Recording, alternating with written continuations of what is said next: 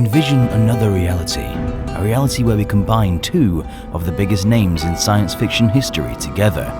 What horrors will we see? What monsters will come out on top? What could happen? To witness these creations, we use DangerVision.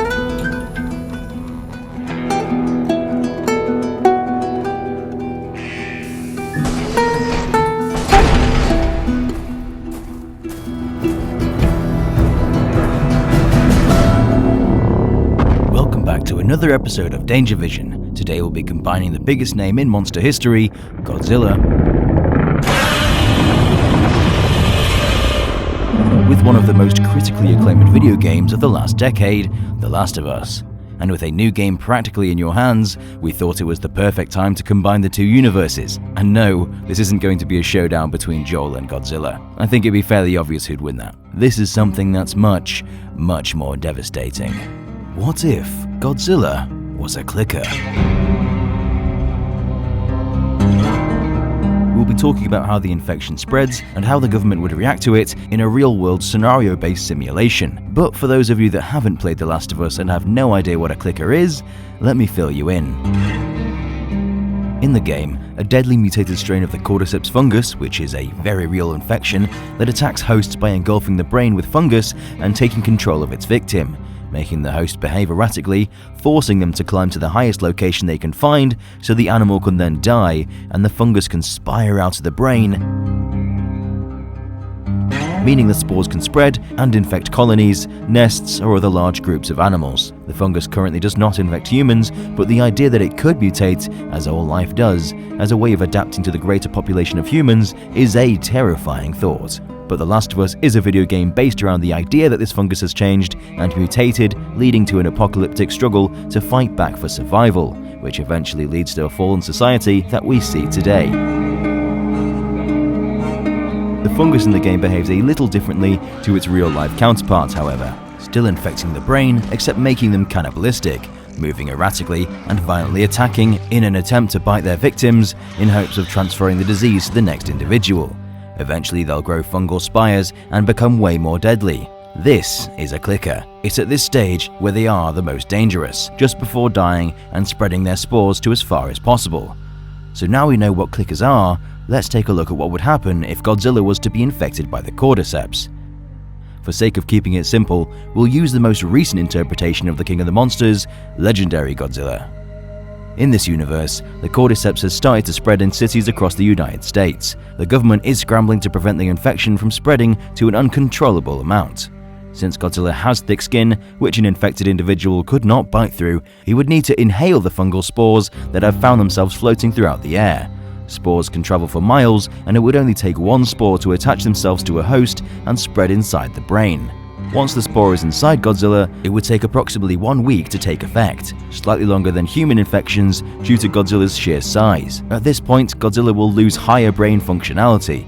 It would start out with him feeling the effects in subtle ways. Certain movements will become sporadic, and he'll make sudden twitches that he himself did not intend to make.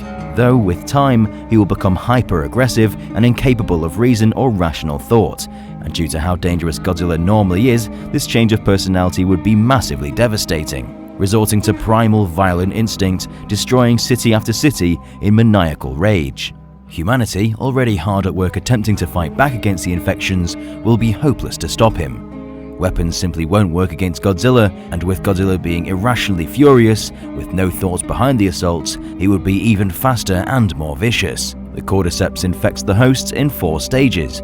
By this point, Godzilla has entered stage 1 of the infection, but things are about to get much worse.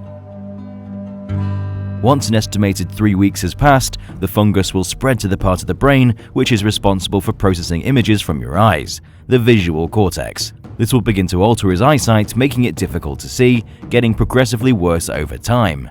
This is stage 2 of the infection. Stage 3 takes much longer to take effect, meaning Godzilla will be stuck in his blind maniacal state for approximately a year. But by that point, the fungus has gotten so bad that it's left him completely blind, leading to an even greater maniacal state. He will wander the world aimlessly, destroying everything within range. The growths have begun to scar him, leaving him disfigured. And the biggest change is, he will develop a primitive form of echolocation to compensate for the lack of functioning eyes. This is when animals use sound to get a feeling of their environment, which would help him regain a general idea of his surroundings. But the sound this would make would be horrifying.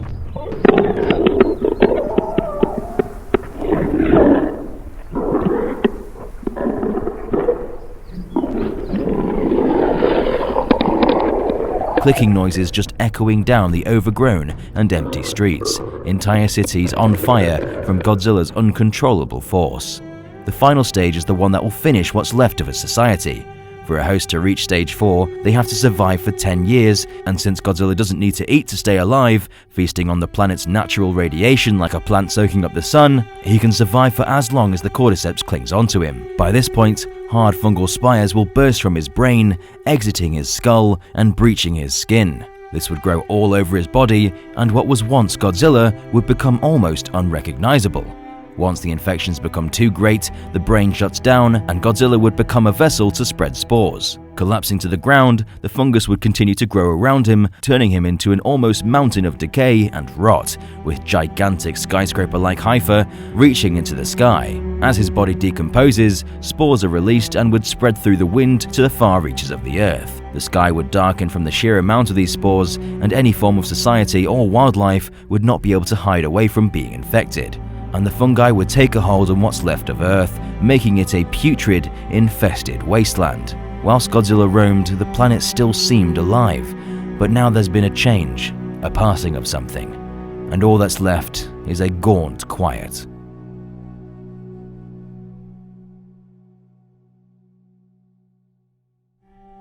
The cordyceps is certainly no joke, and probably the most scary and the most realistic depiction of a zombie virus that's ever been put to media. Life across the Earth is always changing, and as 2020 has demonstrated, we are not prepared for it, let alone for a Godzilla-sized problem.